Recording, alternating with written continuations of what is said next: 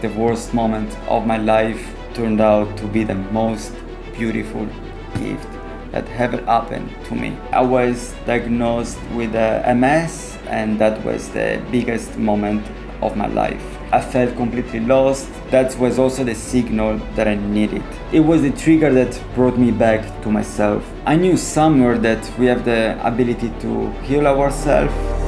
It's been over a year since I posted a video here on YouTube. Not because I stopped doing this work. I didn't. I kept doing sound baths, ceremonies, and teaching students as well.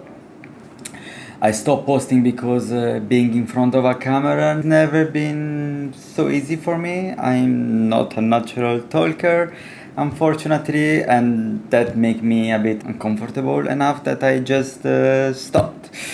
But I'm working through that, so today I want to actually tell you my story and how I got here and start this channel again. My name is Chris. I'm a sound healing practitioner based in Sardinia, in Italy, and I also run a guest house here called Resonance Experience. But this life started very, very differently. When I was 19, I moved to London to learn English and get some life experience. Living there, I started seeing something that shocked me. Some of my friends were struggling badly with drugs and alcohol. I was surrounded by this excess, this very materialistic way of living, also in a different ways, of course. And it made me stop and really ask myself, what is the meaning of life? What am I actually supposed to be doing here? And that was my first real awakening. I didn't know who I was or what I was meant to do. So I started reading again, opening my mind to different perspectives on life, and eventually that led me to a bigger decision to go to India and search for answers. I went to India with a friend at first, but soon I started traveling alone because what I was looking for was a bit different. I was searching for something spiritual along the way, and I discovered Vipassana meditation, and something about it just felt right. Like it was exactly what I was supposed to be doing. The search took me in Nepal, and where I decided to trek the Annapurna base camp completely alone, which was also my first real hike ever. I did it by myself on purpose to strengthen my mind, because I knew Vipassana itself would be very difficult, and I wanted to be ready for it.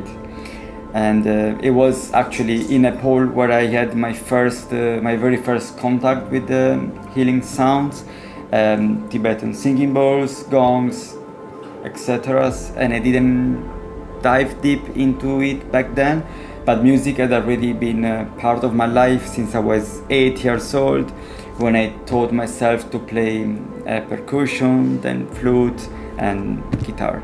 Music was always how I connected with people, something more deeply than words ever could. From there, I kept traveling through Asia, meditating daily, doing Vipassana 5 times in different countries, and I went to New Zealand, Australia, and eventually made my way back to Europe, specifically to the Netherlands, because I had a friends over there. Then COVID happens, and I just got stuck there, and all my plans basically changed, and slowly I lost my footing, and I got a bit insecure, and I ended up in a job in hospitality that was never really meant for me. I was stressed, disconnected, living a life that wasn't really mine. I stopped meditating, I stopped playing music, I completely disconnect with what I loved, and I just worked. Then I was diagnosed with MS, and that was the biggest moment of my life. I felt completely lost, but that was also the signal that I needed. It was the trigger that brought me back to myself. I knew somewhere that we have the ability to heal ourselves, and to do that, we need to reach our subconscious mind. So I quit my job. I even moved house because I wanted to have a real fresh start away from who I become. I started meditating again, and in that meditation, I kept asking myself, what do I actually want to do with my life?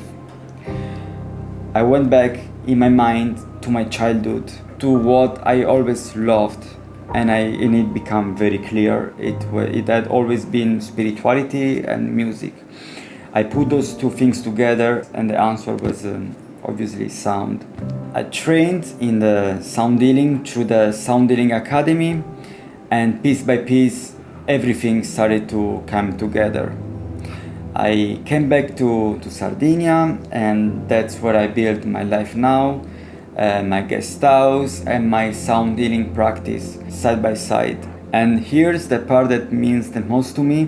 When I started practicing sound healing on myself, my symptoms started to go away.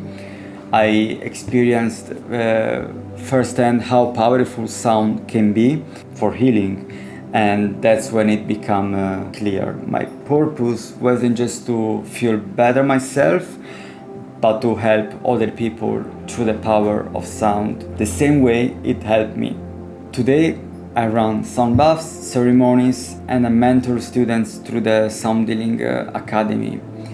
And honestly, looking back, the MS diagnosis, the thing that once felt like the worst moment of my life, turned out to be the most beautiful gift that ever happened to me. So that's my story. London, India, Nepal, and a diagnosis that changed everything. And sound bringing me home to who I actually am. There is a lot more I didn't get into today, including one experience during Vipassana in Nepal that deserve its own video, and I'll save it for the next time. I'm going to keep sharing this journey here and everything I'm learning along the way. If you want to follow along, please subscribe, and I'll see you in the next one.